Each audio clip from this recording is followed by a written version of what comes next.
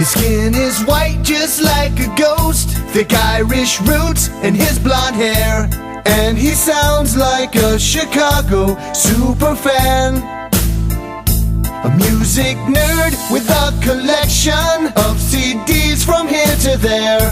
Yes, Andy Dare is in Chicago, interviewing and barbecuing. It's the Andy Dare Show. It's the Andy Dare Show. Welcome to the Andy Dare Show. I am your host, Andy. Today we have a doozy of an episode for you. It's episode 171, and I am joined by Bruce Pavitt and Adam Farish of the new music tech startup called 8stem. And it is a delightful chat. I've been a huge fan of Sub Pop for 25 years. They are the little label that went worldwide and exploded in the early 90s. And yes, if you heard of Nirvana, Soundgarden, Screaming Trees, even our hometown heroes, Smashing Pumpkins, were on Sub Pop for a quick minute.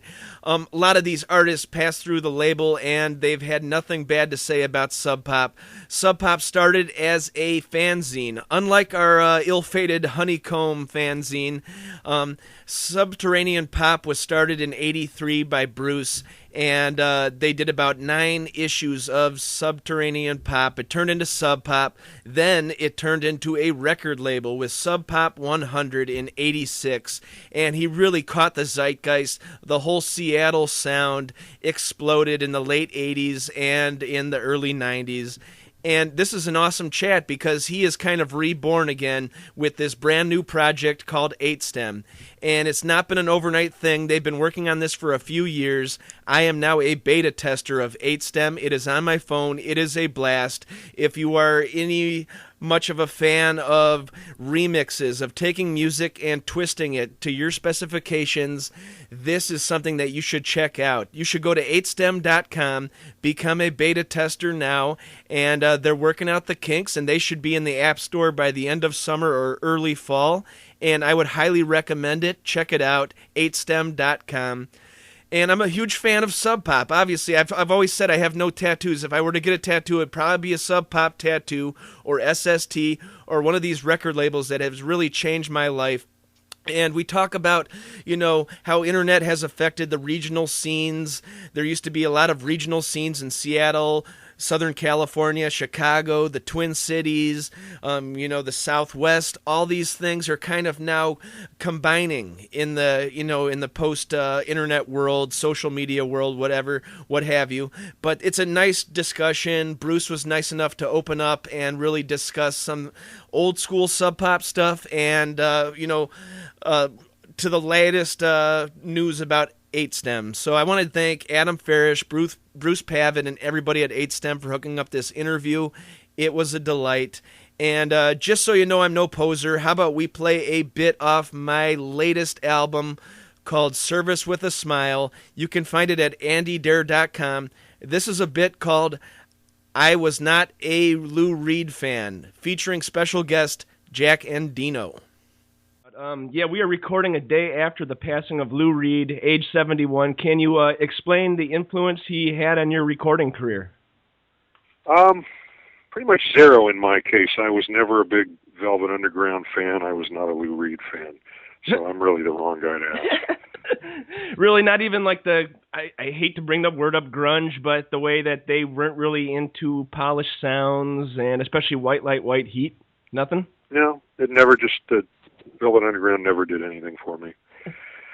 Nice, I get you. God bless him, as far as I can tell, he influenced a lot of people. Every time I hear the Strokes, or for that matter, Sonic Youth, I always think of the Velvet Underground, as well as a number of other bands. I mean, he influenced a lot of people from that corner of the United States.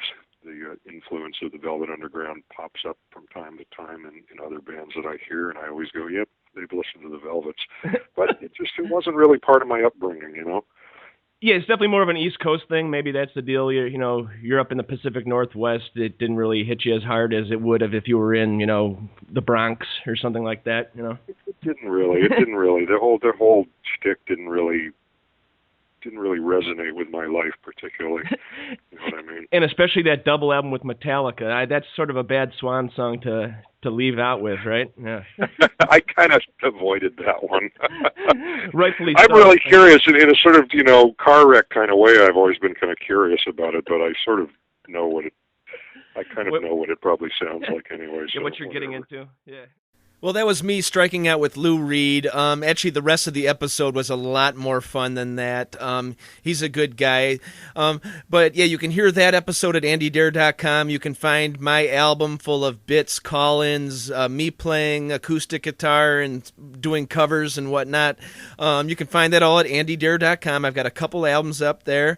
And, I'm going to keep my spiel really short this week. I feel like you guys are definitely in for a treat. Check out 8STEM at 8STEM.com. I think this thing is going to go worldwide pretty soon, and want to thank Bruce and Adam for chatting. And without further ado, my episode 171, The Paradigm Shift, with special guests Bruce Pavitt and Adam Farish.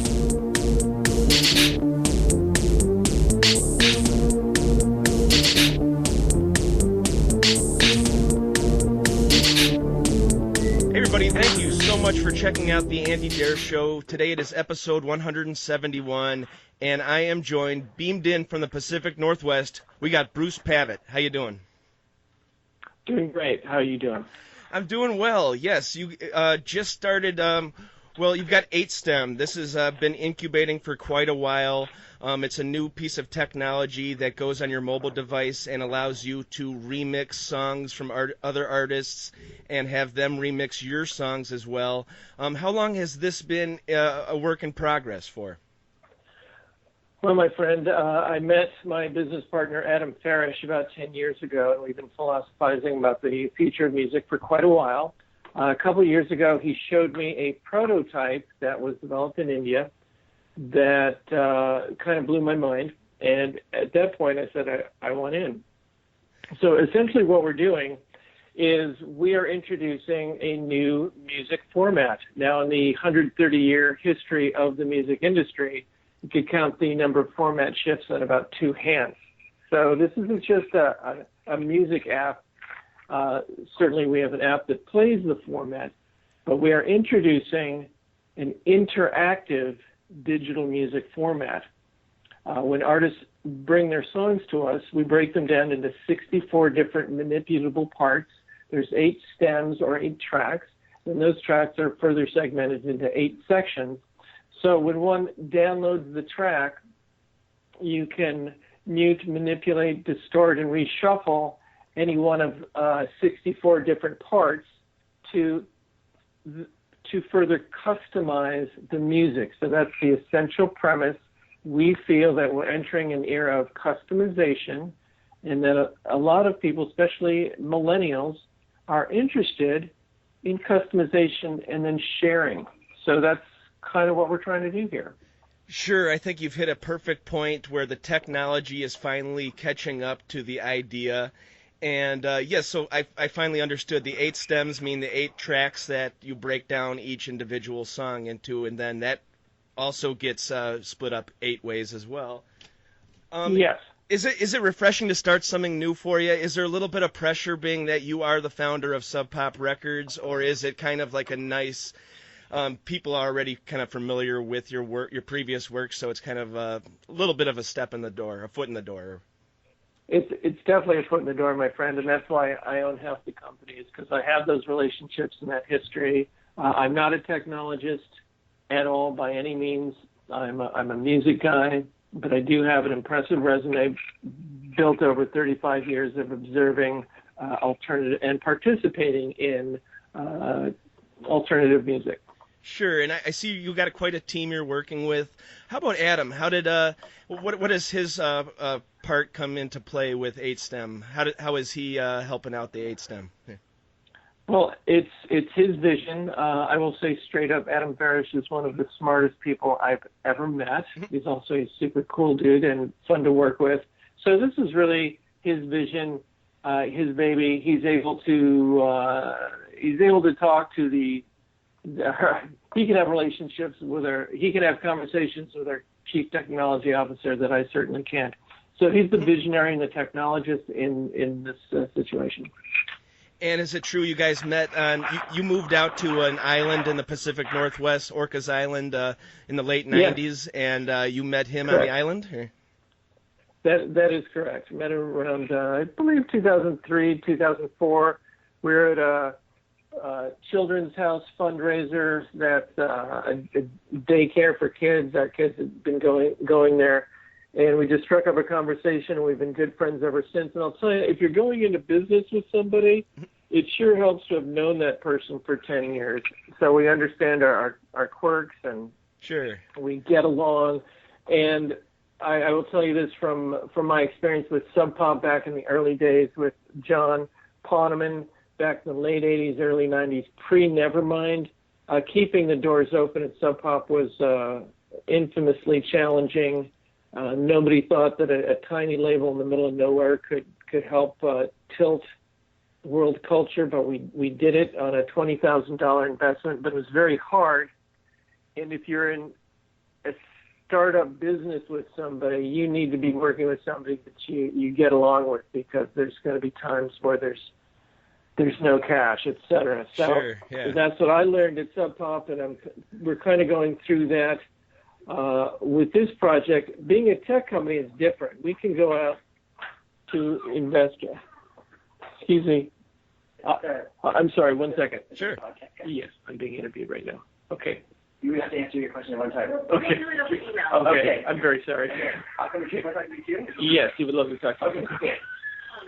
I'm very sorry. Hey, no problem. There, sir. Yeah, so like I think you're definitely right, where you definitely have to have that friendship started before you go into business, or else it could definitely get tough. There's a lot of ups and downs, as you were saying. How about a moment where you realized, where it wasn't a year-to-year thing with Sub Pop, where actually we have finally we can finally have some comfort now that we've actually finally made it? Was it with Nevermind, or was it a couple years prior to that?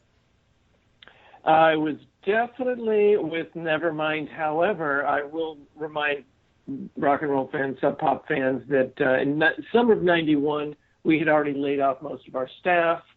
Really? We were shuffling into work, selling some. A big day would be selling a box of records to a store in Tokyo and making $400. Keeping the phone on, just staying alive. Jeez. Really, really hard.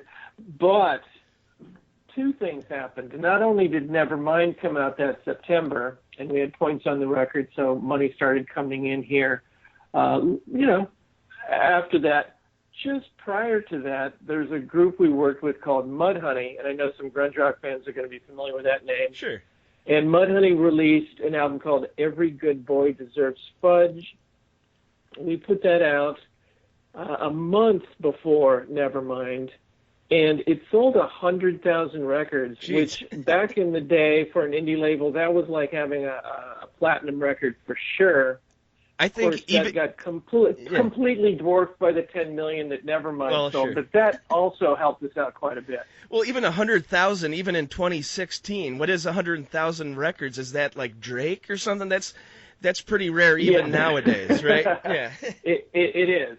It is. So Mudhoney knocked it out of the park, and so we felt blessed. I will say, just from my own personal experience, that you never know what's going to happen next in a creative business like this. It is a total roller coaster, and you just have to have a lot of faith that stuff's going to blow up. I personally think that what we're doing with HSTEM is going to be huge. I think people are going to be blown away once this really gets out there. We're in beta right now, but it should be in the App Store 30, 45, 60 days at the latest. Nice. And we're just going to keep building it up. Right now, the music it's more set up like a boutique label where artists come in and we go, give us your best song. We'll break it down in this format. We'll add it.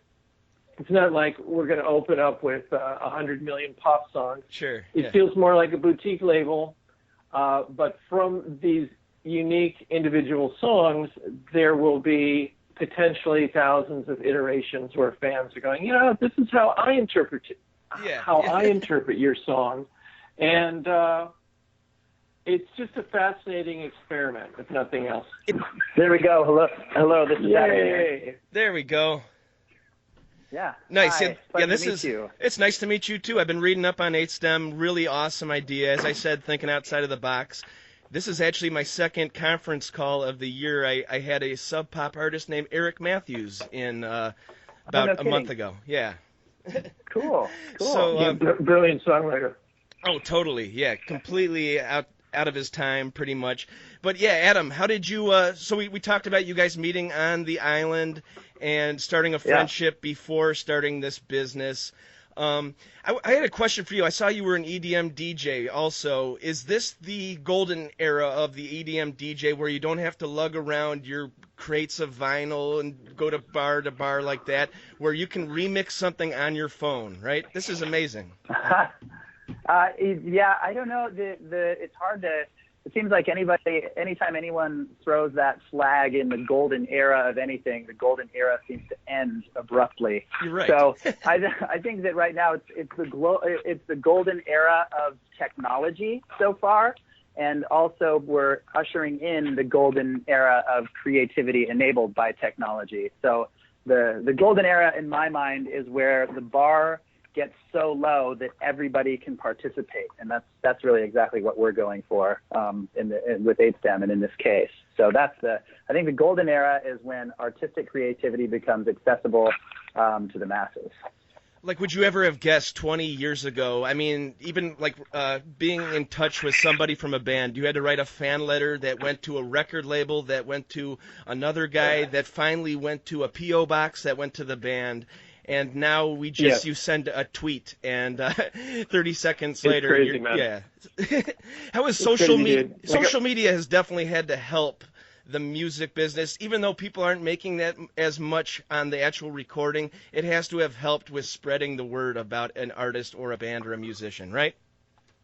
Yeah, well, there's pros and cons to that, because you have a filtering issue that pops up when you have so much content going out that Bruce uses this phrase option paralysis that tends to happen, where there's so many choices that it's actually in some cases more difficult to find things that really speak to you and that find things that really speak to you emotionally. And so yes, accessibility has become incredibly easy, and there's tons and tons of content in terms of, really trying to find the music that speaks to you. In some cases, it's become even more challenging. True. I agree. Yeah, that's awesome. Yeah, Bruce, I recently saw you were in Chicago. Didn't know you grew up in Park Forest. You were there. Oh my God. Yeah, you were there with Butch Vig, Kerry Brown, doing a panel for the SimFest. How often do you get out to Chicago? To be honest, I hadn't been back there in about 10 years, and I was a little embarrassed because it is my hometown. I grew up there. I spent my early teens hanging out at Wax Trax Records in Chicago, which to this day I believe is the single greatest record store I've ever been to. So Chicago had a profound influence on my appreciation for music. Sad to say I hadn't been back there for 10 years, and I look forward to getting back there a little sooner next time. Yeah, how about a memory from the Wax Trax era? Were you in touch with Al Jorgensen or who? Oh yeah, Chris Connolly. Oh, yeah. Al Jorgensen. I have a lot. Yes, I knew Al Jorgensen. I could share many anecdotes, but I don't think they're ready for prime time. I don't think I can really share that publicly. But it was an interesting time for sure, and I will say that the punk new wave era of the late 70s, early 80s was just an incredibly creative time. And the excitement that I felt going into Wax Trax, every single week there'd be a new single by the Buzzcocks or Echo and the Bunnymen or Joy Division or the Slits or the Clash or Elvis Costello. And I still look at that era as an incredible golden age of rock and roll. And Wax Trax really brought that to life for me, because they had access to every import that was coming in. Typically, there were a number of clubs like O'Banions and Cuts that you could go and see some bands. Boy, I have a lot of anecdotes, but they're all more on the punk rock tip. And gotcha. Every time there's a number of memories coming to mind, like, no, I don't know if I want to share that one, but no. Trust me, it was a creative period, and it was very exciting. Well, it's definitely an era where the dance music brushed shoulders with the punk rock, brushed shoulders with the alt rock, gothic stuff. Everybody partied together, especially, right? especially in the early '80s when Trax started to champion industrial dance rock, which nobody was really doing at the time. That's when they segued into a label as well. That had a big influence on Chicago. Certainly had an influence on Ministry, ultimately an influence on Nine Inch Nails, the whole kind of industrial music scene. Sure. Yeah. Flowed out of the Trax aesthetic. I've got a loaded question. Answer it how you will. Sub Pop, how did the music turn to mostly a grunge, more of a garage rock affected sound, in kind of eschewing the dance music? I know Steve Fisk released a lot of electronic stuff on there. As we said, Eric Matthews was playing around with orchestrations and ornamental instruments on his recordings and stuff like that. Was there a push to be more garage rock centric, or was this just the group of friends you were rolling with at the time? Well, it was, yes, a group of friends I was rolling with at the time. But what you have to realize is I see like two different models for great record labels. I'll just get philosophical here. Okay. One model would be Motown. So you have a regional and aesthetic focus. Everybody knows Motown. This is what it's going to sound like. Or the other model would be like Rough Trade Records, who really had their heyday in the late 70s, early 80s, where every time they put out a record, you had no idea what it was going to sound like. It was going to be like Stiff Little Fingers or Young Marble Giants. You know or what the I mean? Smiths. And or the Smiths, and I really love both approaches. And to me, those are both great record labels. And initially, when I was doing the Sub Pop cassettes and I put out the Sub Pop 100 compilation, it was all about diversity of region, diversity of style. But in '86, once I heard the Deep Six record compilation, it really sank in. Like, there is a vibe, there's a specific vibe that's happening in Seattle, and I want to switch over from a Rough Trade model more to a Motown model. I want to focus on what's going on in Seattle. I want to focus on this sound. I want to work with Charles Peterson, providing the visual cues, visual graphics, and Jack and Dino for the production.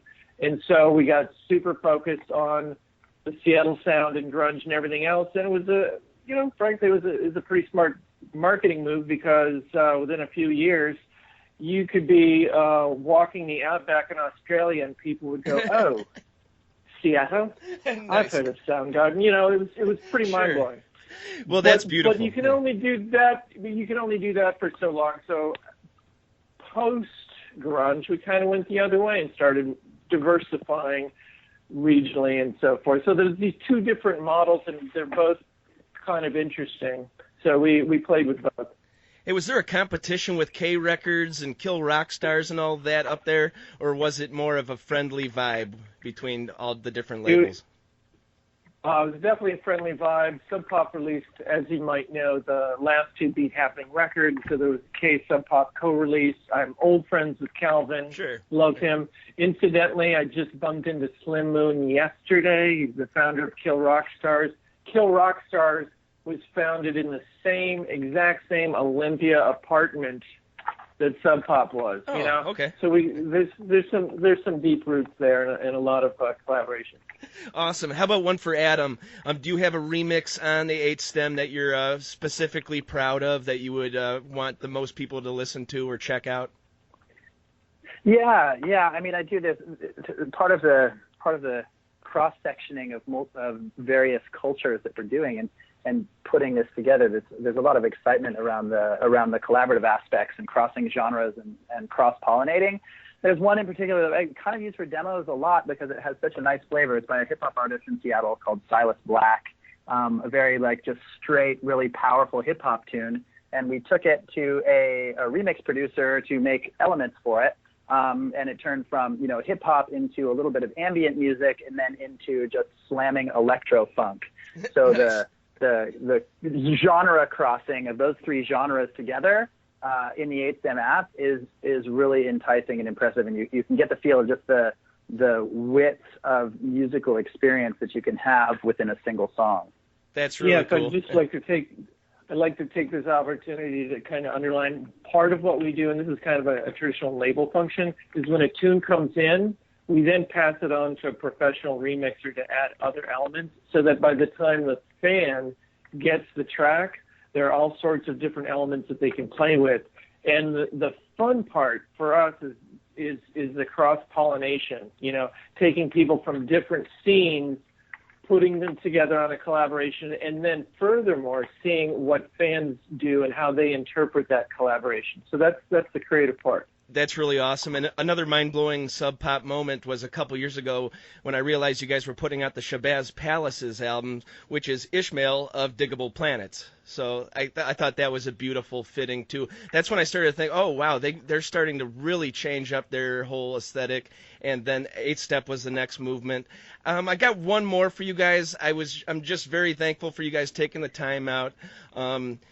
This has been a blast, but you talk a lot about regional sounds, and I do too, and especially growing up in the 80s, you had the SST sound, Southern California, you had stuff coming out of Texas, you had Twin Tone up in the Twin Cities, and then you eventually would have Sub Pop. Has the internet crushed the regional sound, and is that such a bad thing? Well, I will say that the whole regional thing is...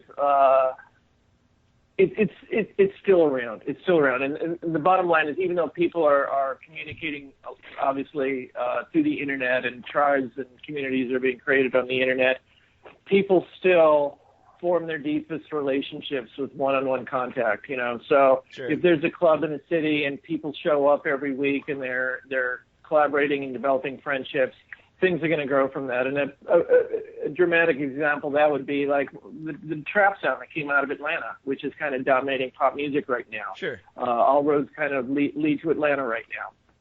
That's yeah. So it still happens.